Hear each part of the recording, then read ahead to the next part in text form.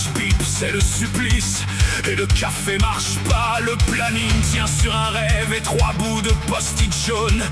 On découvre notre poste en même temps que les collègues. Y'en a un qui fait du dosi, l'autre part faire du cavé. Le troisième change de machine parce qu'il manque encore quelqu'un ici. Et dans les couloirs on entend: merci pour votre engagement, c'est gentil mais franchement on préférait du renfort maintenant. On veut soigner correctement sans courir toute la journée, parce qu'en radiothérapie on joue pas avec la sécurité.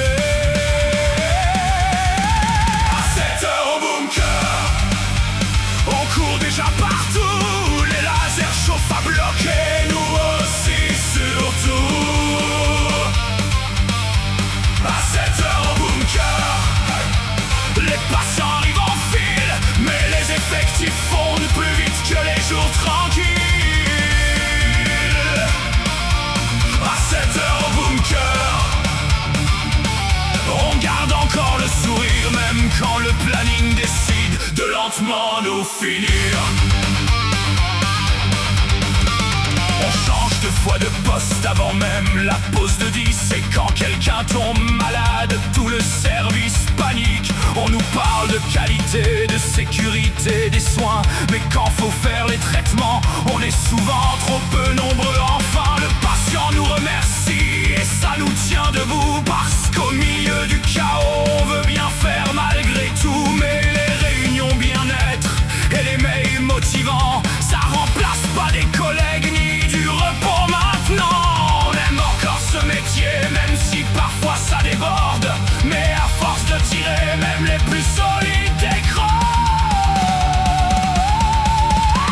À 7 heures au bunker, on court déjà partout, les lasers chauffent à bloquer, nous aussi surtout.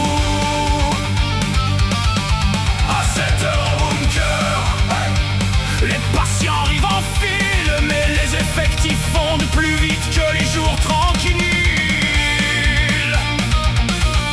À 7 heures au bunker, on garde encore le sourire, même quand le planning décide de lentement nous finir.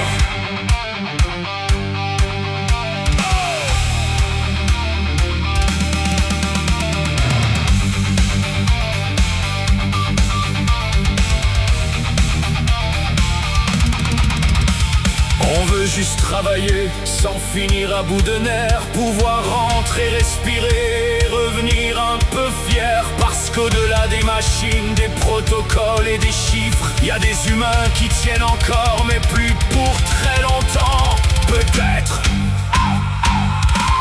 À 7 heures au bunker, on ne veut plus se taire, manip radio fatigué, mais toujours solidaire. À 7 heures au bunker, écoutez